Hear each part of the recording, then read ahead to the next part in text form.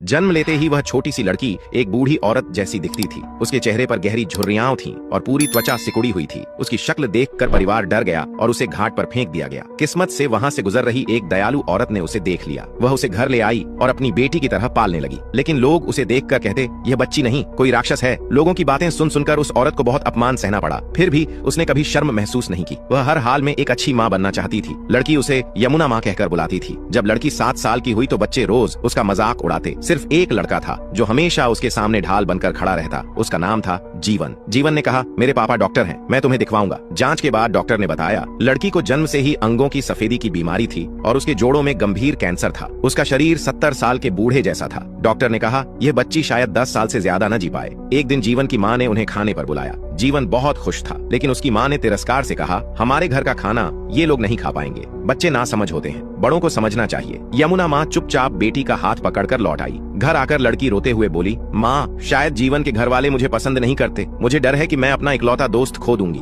वे सही कहते हैं, लड़की बोली, मैं सच में बदसूरत हूँ। यमुना माँ ने उसे सीने से लगाकर कहा, नहीं, मुझे तो तू बहुत सुंदर लगती है। अगले ही दिन जीवन फिर उससे मिलने आया। उस दिन के बाद वे दोनों सबसे अच्छे दोस्त बन गए। सबको लगता था कि लड़की 10 साल से ज्यादा नहीं जिएगी, लेकिन समय के साथ एक चमत्कार हुआ। वह धीरे धीरे और जवान दिखने लगी। जब लड़की 18 साल की हुई, जीवन का चयन एक नामी यूनिवर्सिटी में हो गया। वह सबसे पहले यह खुशखबरी उसे देने आया। उसने वादा किया, पढ़ाई पूरी करके लौटूंगा और तुम्हारी बीमारी का इलाज जरूर कराऊंगा। लड़की उदास थी पर खुश भी। कॉलेज फेस्टिवल वाले दिन जीवन उसे अपने साथ ले गया। एक और लड़की आदित्य, जो जीवन को पसंद करती थी, उसे देखकर जल गई। गुस्से में आदित्य ने चोरी से जीवन का एडमिशन लेटर फाड़ दिया और लड़की से कहा, डिब्बा लाकर सबको दिखाओ। लड़की को कुछ समझ नहीं आया, लेकिन जब डिब्बा खोला गया तो अंदर सिर्फ फटे हुए कागज थे। सब लोग लड़की पर चिल्लाने लगे, क्या तुमने किया? तुमने क्यों फाड़ा? लड़की रो रो कर कहती रही, मैंने नहीं किया, मुझे विश्वास करो। लेकिन जीवन की आंखों में सिर्फ निराशा थी। लड़की रोती हुई घर भाग गई। वह कई दिनों तक इंतजार करती रही कि जीवन माफी मांगेगा, लेकिन वह सीधे कॉलेज चला गया। उस दिन के बाद वे कभी नहीं मिले। बेटी को रोज रोते देख यमुना माँ ने चुपचाप पैसे और सामान इकट्ठा किया।